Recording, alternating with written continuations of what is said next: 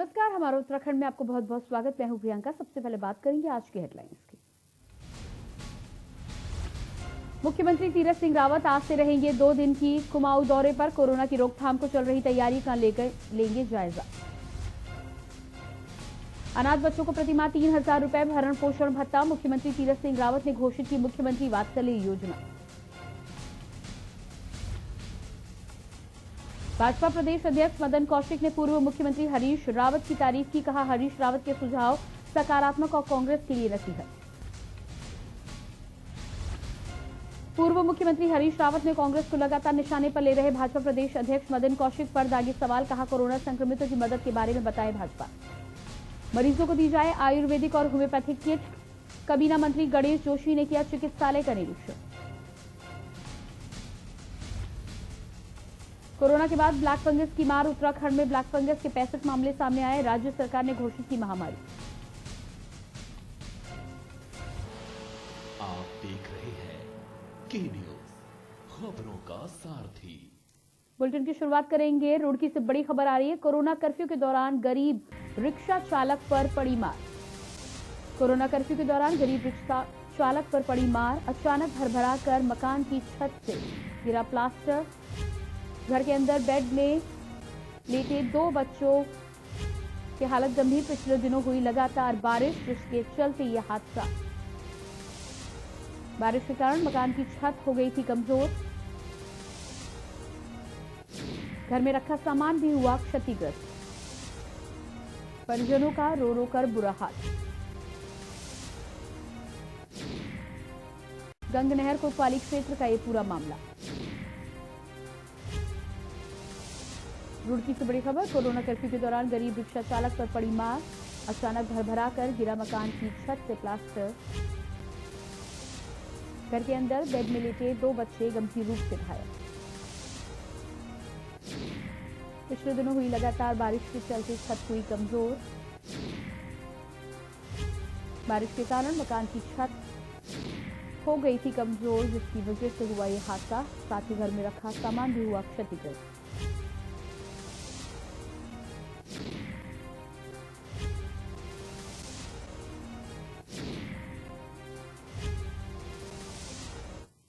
इसके बाद बात करेंगे मंगलौर की। मंगलौर से बड़ी खबर है। पंखे से लटका मिला विवाहिता का शव। मंगलौर से खबर है। पंखे से लटका मिला विवाहिता का शव। बसवा खेड़ी गांव में फैली सनसनी। गृह कलेश से जुड़ा बताया जा रहा है मामला।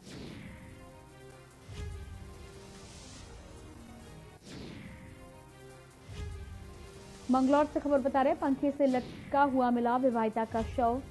मृतक के परिजनों ने ससुराल पक्ष पर लगाया आरोप लगाते ही जमकर किया हंगामा। मृतक महिला के ससुराल पक्ष के लोग फरार। मंगलौर कोतवाली क्षेत्र के बसवा खेड़ी गांव का यह पूरा मामला।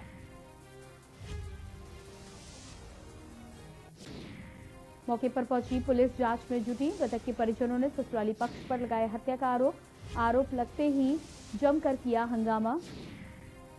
साथ ही मंगलौर कोतवाली क्षेत्र के बसवा खेड़ी गांव का यह पूरा मामला।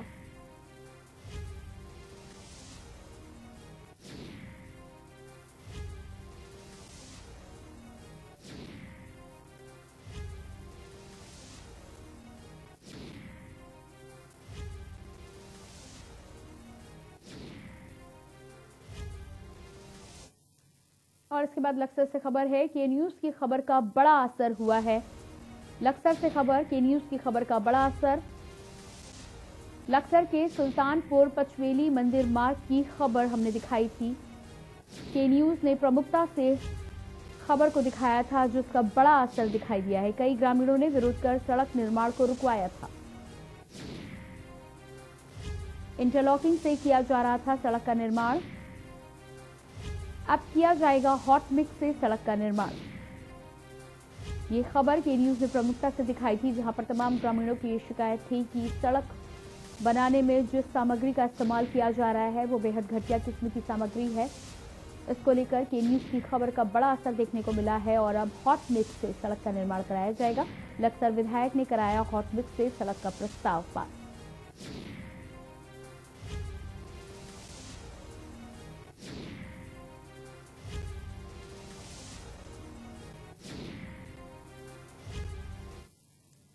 और इसके बाद कोटद्वार से बड़ी खबर है, हाथी ने 2 व्यक्तियों पर किया हमला। कोटद्वार से खबर, हाथी ने 2 व्यक्तियों पर किया हमला, दोनों गंभीर हालत में जिला अस्पताल में भर्ती। लैंसडाउन डिवीजन के डीएफओ ने दी जानकारी। घटनास्थल क्षेत्र पर वन कर्मियों को किया गया तैनात। ग्रामीणों को वन क्षेत्र में जाने पर लगाई गई है रोक।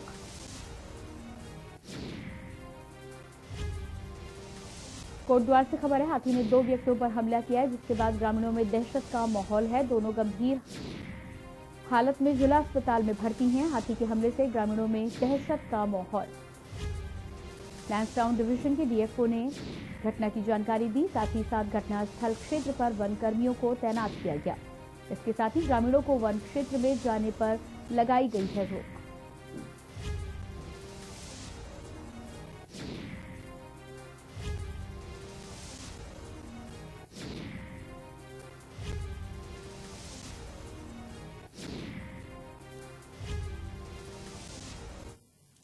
और अब बात करते हैं अगली खबर की। कोरोना संक्रमण के कारण माता पिता को खो चुके बच्चों को संरक्षण प्रदान करने के लिए मुख्यमंत्री तीरथ सिंह रावत ने मुख्यमंत्री वात्सल्य योजना की शुरुआत की है। इसके तहत ऐसे अनाथ बच्चों को 21 साल की आयु पूरे होने तक प्रति माह 3,000 रुपए का भरण पोषण भत्ता दिया जाएगा। साथ ही उनकी शिक्षा और रोजगार के लिए प्रशिक्षण आदि की व्यवस्था भी प्रदेश सरकार करेगी। इन बच्चों को सरकारी नौकरियों में 5% क्षैतिज आरक्षण भी दिया जाएगा। महिला एवं बाल कल्याण मंत्रालय की ओर से संचालित योजना के तहत अनाज बच्चों के भरण पोषण के मद्देनजर 18 साल की आयु तक उनके अभिभावकों को प्रति माह 2,000 रुपए की राशि प्रदान की जाएगी।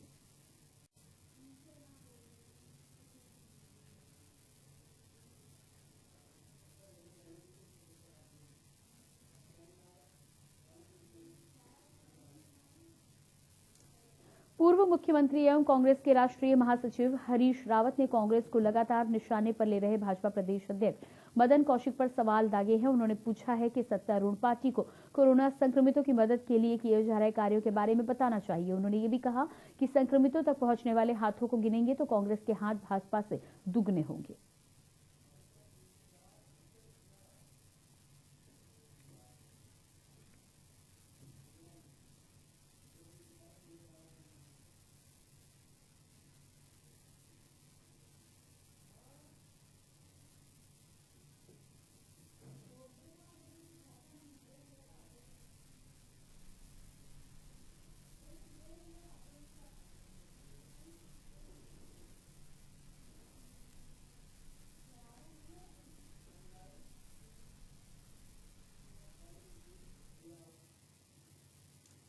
और अगली खबर देहरादून से है, जहां भाजपा के राष्ट्रीय अध्यक्ष जेपी नड्डा ने कोविड-19 के दौरान केंद्र सरकार द्वारा किए गए कार्यों और राज्य में कोविड की स्थिति के बारे में सांसदों से वर्चुअल संवाद किया।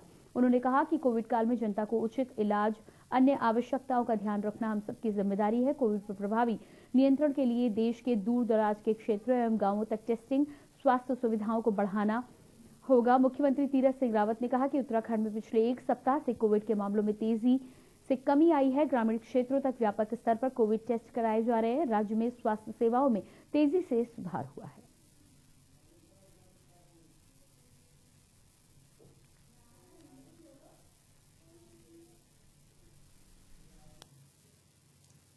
सीएम तीरथ सिंह रावत का बागेश्वर दौरा। बागेश्वर पहुंचे सीएम रावत का पार्टी कार्यकर्ताओं ने किया स्वागत। इसके बाद सीएम कोविड सेंटर पहुंचे, कोरोना के मरीजों से मुलाकात कर उनका हालचाल जाना। वहीं जिला अस्पताल की व्यवस्थाओं को लेकर सीएमओ से जिले की स्वास्थ्य व्यवस्थाओं की जानकारी भी ली। सभी व्यवस्थाओं को दुरुस्त करने की बात कही गई है। अभी विकास भवन बागेश्वर में जिले के विकास कार्यों की समीक्षा कर रहे हैं सीएम तीरथ सिंह रावत।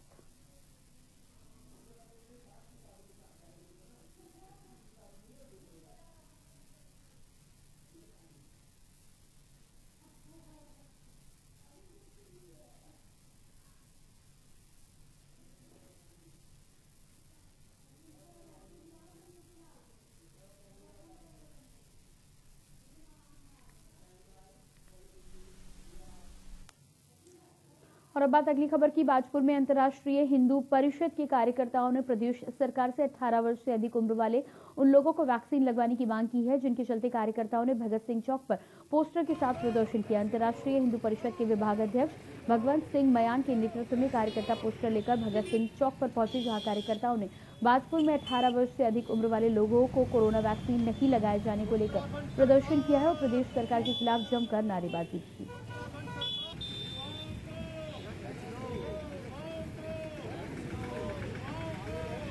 आपने 10 मई को जो घोषणा करी थी वैक्सीन लगाने की, आपने सेंटर तो बना दिए हैं, लेकिन उसमें वैक्सीन उपलब्ध नहीं है।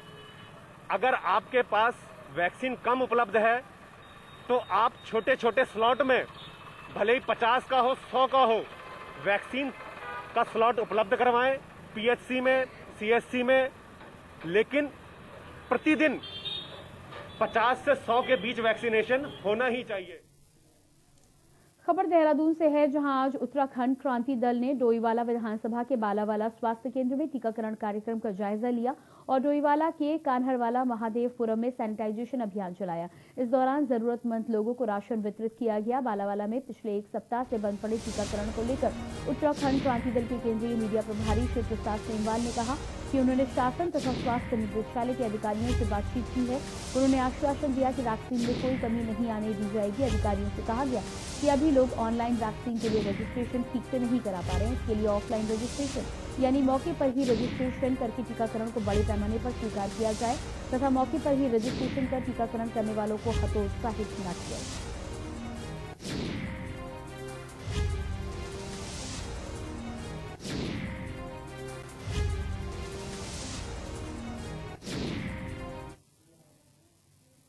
और अगली खबर किच्छा से है, जहां पूर्व मंत्री गणेश उपाध्याय ने कहा है कि उत्तराखंड में कोरोना महामारी का बहुत प्रकोप बढ़ता जा रहा है। 150 लाख वैक्सीनेशन के साथ 2,20,000 वैक्सीन की लगताएं हैं। उसकी तैयारी अभी अधूरी रही है। ब्लैक फंगस बीमारी ने उत्तराखंड में अपने पैर पसार दिए, जिसकी तैयारी अभी नहीं हो पाई है। उत्तराखंड सरकार को अपनी पिछली नाकामी से सबक लेते हुए ब्लैक फंगस बीमारी की दवाई की व्यवस्था तुरंत हॉस्पिटल में करनी चाहिए। में सुधार करते हुए ब्लैक फंगस की दवाई तुरंत अवेलेबल करा के मुफ्त में पूरे उत्तराखंड के जो भी पीड़ित उसका इलाज करना चाहिए। आज देश में उत्तराखंड के अंदर देख रहे हैं कोरोना महामारी का प्रकोप बढ़ते जा रहा है। वैक्सीनेशन जहां और अगली खबर देहरादून से है, जहां आजकल राजधानी की सड़क से चर्चाओं में है। पुलिस का एक नया नवेला तरीका उन लोगों के खिलाफ है जो कोरोना कर्फ्यू में अपने घरों से निकलकर बेवजह सड़कों पर घूम रहे हैं। चाहे राजधानी की प्रमुख सड़कें हों या फिर कितनी भी सक्रिय गली मोहल्ले हों, ये सड़कें सुबह से शाम तक एक नीले रंग के पुलिस की वैन के खौफ से लगातार छटी रहती है। छोटी छोटी गलियों से पुलिस की वैन इस तरीके से लोगों को उठाकर ले जाती है। इनके चालान करने के बाद ही इन्हें छोड़ा जाता है, जिसको लेकर के न्यूज संवाददाता ने पुलिस कर्मियों से की खास बातचीत की। आपको सुनाते हैं।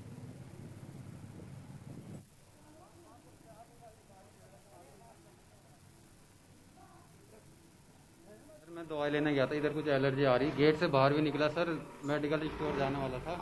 आपको पता है कोरोना कर्फ्यू लगा है, उसके बावजूद आप निकल रहे हैं। अब आपका चालान कट गया, आप क्या अब आगे से ध्यान रखेंगे? बिल्कुल सर, आगे से मैं तो सर अभी निकला था, ये आप देख लीजिए सर, ये एलर्जी हो रही थी इसलिए ट्यूब लेने जा रहा था, बस गेट से बाहर भी निकला और वहीं पे इन्होंने पकड़ लिया सर ने फिर में। लेकिन क्या आपको लगता है पुलिस इस तरीके से कार्रवाई कर रही है जो बेवजह? बिल्कुल सही कर रही है सर, बिल्कुल सही कर रही है। आजकल राजधानी देहरादून में कोरोना कर्फ्यू लगा हुआ है और कोरोना कर्फ्यू में एक नीले रंग की वैन का हर गली और मोहल्लों में डर है और वो डर उन लोगों को है जो बेवजह अपने घरों से बाहर निकलते हैं।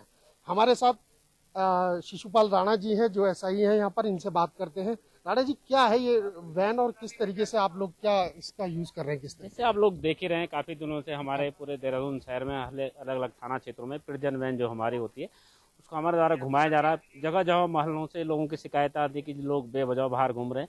हमारा मकसद सिर्फ एक है, किसी को हमें जैसे प्रिजन वैन में बिठा के ऐसे अपराधी घोषित करना नहीं है, लेकिन सिर्फ एक मैसेज देना चाहते हैं कि बेवजह घर से बाहर ना निकले। जैसे कि सरकार द्वारा जो लॉकडाउन घोषित किया गया, कोरोना महामारी आपको पता ही है जैसे चल रही है, हमारा सिर्फ एक ही मकसद है कि लोगों को एक प्रचार प्रसार किया जाए, बेवजह घर से बाहर ना निकले। अगर जो बेवजह घर से बाहर निकल रहे हैं उनको हम प्रिजन वैन में बिठाकर थाने ला रहे हैं उनके नाम पता जानकारी उनके परिजनों को बुलाया जाए या बताया जा रहा है कि आप बेवजह अगर बार बार ऐसे ही अगर एक कोई आदमी हमें सबका नाम डाटा रखें कि एक आदमी अगर बार बार पकड़ा जाएगा फिर उसके खिलाफ और कुछ कानूनी कार्रवाई भी वो भी करेंगे। लेकिन फिलहाल उनको बुला के समझाया जा रहा है और उनको दिशा निर्देश दिए जा रहे हैं कि बेवजह बाहर न घूमना। अगर बार बार आपके द्वारा यही वो रिपीट किया जाएगा तो आपके खिलाफ कानूनी कार्रवाई भी की जाएगी। बिल्कुल, क्योंकि जो बेवजह फालतू में घूमने वाले लोग हैं उनके खिलाफ जो है अब और मोर्चा जो है वो पुलिस, उत्तराखंड पुलिस ने बना लिया है और हर गली से लेकर हर मोहल्ले को बिल्कुल सर्च किया जा रहा है। जो बेवजह सड़कों पर इस तरीके के लोग घूम रहे हैं उनके खिलाफ कड़ी कार्रवाई जो है वो मित्र पुलिस कर रही है। वीडियो जर्नलिस्ट लईक अहमद के साथ मैं राजेश वर्मा, के न्यूज इंडिया, देहरादून। फिलहाल वक्त है एक छोटे से ब्रेक का, जल्द वापस लौटते हैं।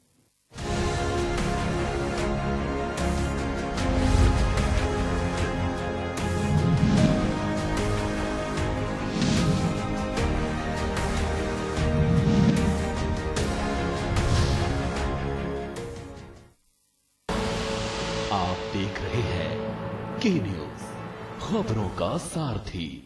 जुबान के लिए उड़ चला गैरों की ज़मीं पर, खुशबू अपने पन की ढूंढता। दूर कितना भी जा, इस जुबान से दूर ना जा पाओगे। विमल, बोलो जुबान केसरी। आप देख रहे हैं के न्यूज, खबरों का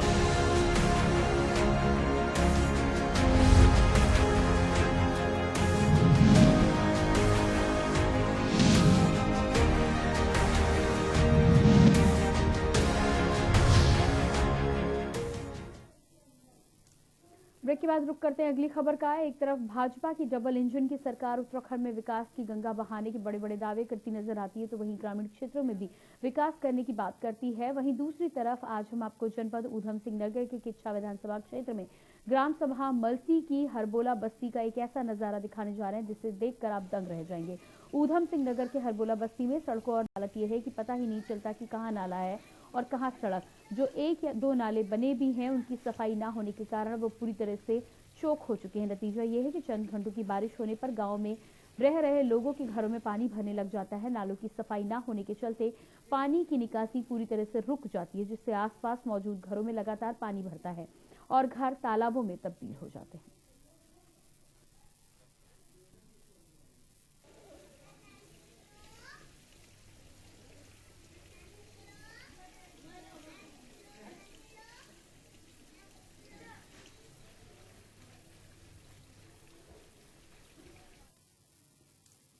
हरिद्वार के रिहायशी इलाकों में जंगली जानवरों से दहशत है। आपको बता दें कि हरिद्वार के जगजीतपुर क्षेत्र में गुलदार मकान की छत पर चहलकदमी करता हुआ दिखाई दिया, जिससे घर में मौजूद लोगों की सांसें अटक गई और घर के सभी लोग डर के मारे घर में कैद हो गए। गुलदार मकान की दीवार पर जैसे ही आया, घर के बाहर पालतू कुत्तों ने भौंकना शुरू कर दिया, जिससे गुलदार काफी देर तक दीवार पर चढ़ा रहा। पड़ोसी के द्वारा इस घटना को अभी कुछ देर पहले अपने घर की छत पर मोबाइल में कैद कर लिया गया। गुलदार की वजह से क्षेत्र में अप्रिय घटना घट सकती है। तेंदुआ रखा, तेंदुआ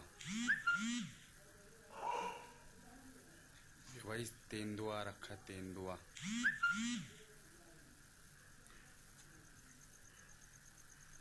सामने वाले मकान में तेंदुआ भाई मेरे घर के।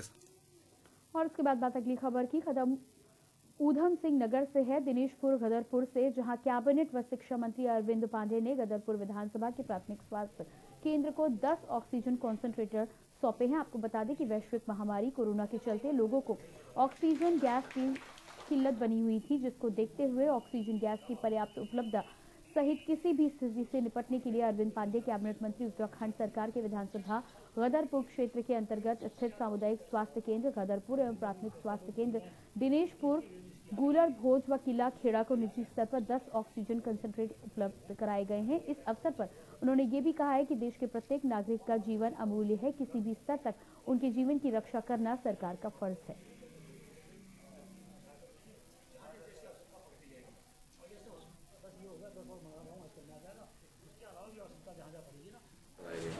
कोविड-19 की इस समय बहुत बड़ी समस्या है। हमारे अपने बहुत से स्वजन परिजन हमारे बीच से चले गए। हम उनके प्रति अपनी संवेदना प्रकट करते हैं और जैसा वर्तमान में सभी जगह, चाहे कोई होम आइसोलेशन में हो, चाहे कोई प्राइवेट सुविधा में हो, चिकित्सालय में हो, चाहे गवर्नमेंट की चिकित्सालय में हो, प्रत्येक व्यक्ति को कहीं न कहीं जो मरीज है उसमें ऑक्सीजन लेवल डाउन होगा तो ऑक्सीजन की डिमांड है, ऑक्सीजन सिलेंडरों की डिमांड है। देखिए, कोविड की महामारी पूरे विश्व में भी विकराल रूप ले चुकी है और आप जानते हैं कि इस बीमारी में ऑक्सीजन का लेवल बहुत ही निम्न स्तर तक गिर जाता है। दवाइयाँ तो उपलब्ध है, ऑक्सीजन की मारामारी चल रही है। तो इस पहलू को देखते हुए हमारे उत्तराखंड के यशस्वी माननीय कैबिनेट मंत्री माननीय श्री अरविंद पांडे जी द्वारा हमारे ब्लॉक के जितने भी अस्पताल हैं सभी अस्पतालों में ऑक्सीजन कंसंट्रेटर की आज पहली खेप आई है, प्रदान कर रहे हैं। उत्तराखंड प्रदेश में भी कोरोना का कहर लगातार जारी है। रोजाना लोग इस कोरोना महामारी के चलते अपनी जान गंवा रहे हैं। ऐसे में कोरोना वायरस की तीसरी लहर की चेतावनी के बाद सरकार बच्चों के इलाज के लिए अस्पतालों में व्यवस्था करने में जुट गई है। पीएचसी मंगलौर में तैनात बाल रोग विशेषज्ञ डॉक्टर अनंत गुप्ता ने बताया कि कोरोना महामारी की तीसरी लहर की चेतावनी के बाद सभी अस्पतालों में तैयारियां शुरू कर दी गई हैं। आईसीयू सहित कई उपकरण अस्पतालों में लगाए जा रहे हैं क्योंकि ये महामारी बच्चों में फैलने की आशंका है। उन्होंने बच्चों के माता पिता से भी अपील की है कि इस कोरोना महामारी से अपने बच्चों का बचाव जरूर करें।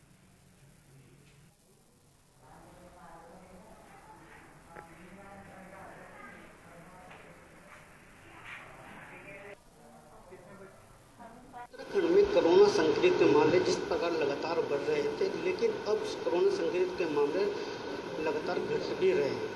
लेकिन अब जो तीसरी लहर आने वाली है, ऐसा कहा जा रहा है तीसरी लहर जो है बच्चों को इफेक्ट करेगी। उसी सिलसिले में आज बात करेंगे मंगलौर सामुदायिक स्वास्थ्य केंद्र के बाल रोग विशेषज्ञ डॉक्टर अनंत गुप्ता से। डॉक्टर साहब, जैसे कि कोरोना के मामले बढ़ रहे थे, अब जो तीसरी लहर कहा जा रहा है तीसरी लहर आएगी जो बच्चों को इफेक्टेड करेगी, तो बच्चों में किस प्रकार के लक्षण है जिसे पहचाना जाए और इसके बचाव के क्या तरीके करने चाहिए? देखिए, अभी जब तीसरी लहर तो अभी जब आएगी तब उसके बारे में कुछ समझ में आएगा, लेकिन जो अभी स्पेकुलेशन चल रही है क्योंकि इस बार दूसरी लहर में बच्चों को ज़्यादा इफ़ेक्ट हुए हैं और कुछ इसमें मतलब बच्चों की डेथ भी हुई है संक्रमण के कारण, पर तीसरी लहर में माना जा रहा है शायद ये ज़्यादा करेगा, लेकिन अभी वो सब एक अंदाज़ा है। अभी देखते हैं आने वाले टाइम में क्या चलेगा। अभी सही सरकार तैयारी कर रही है इन चीज़ों की। वैक्सीन भी अभी पाइपलाइन में है और बेड्स बढ़ाए जा रहे हैं अस्पतालों में आईसीयू के बच्चों के लिए, तो जिससे कि आगे का हम टैकल कर पाएँ।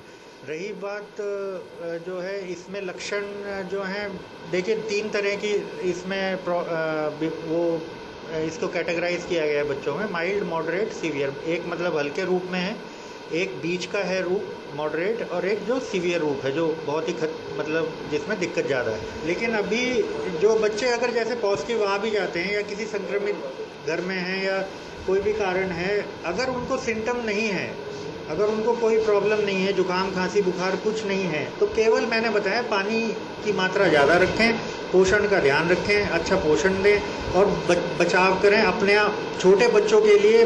माँ को और बाप सब घर वालों को जो कि डिपेंडेंट बच्चे हैं उनको अपना ध्यान पहले रखना है, जिससे कि बच्चे तक वो प्रॉब्लम पहुँचे ही ना। तो जैसे डॉक्टर अनंत गुप्ता का ये कहना था कि जो तीसरी लहर में जो बच्चों को पेरेंट्स हैं वो अपना भी ध्यान रखें ताकि इसका संक्रमण बच्चों पर ना फैले। के न्यूज़ के लिए अकील अहमद, मंगलौर। प्रदेश कांग्रेस कमेटी के निर्देशों पर सभी जिलों में रक्तदान शिविर का आयोजन किया गया। डोईवाला में भी कांग्रेस जिला अध्यक्ष गौरव चौधरी के नेतृत्व में रक्तदान शिविर का आयोजन हुआ, जिसमें कांग्रेस नेताओं के साथ यूथ कांग्रेस एनएसयूआई के कार्यकर्ताओं ने रक्तदान कर युवाओं से अधिक संख्या में रक्तदान करने की अपील की है। इस दौरान रक्तदान शिविर में कांग्रेस प्रदेश अध्यक्ष प्रीतम सिंह भी पहुंचे और रक्तदान कर रहे लोगों का हौसला बढ़ाया।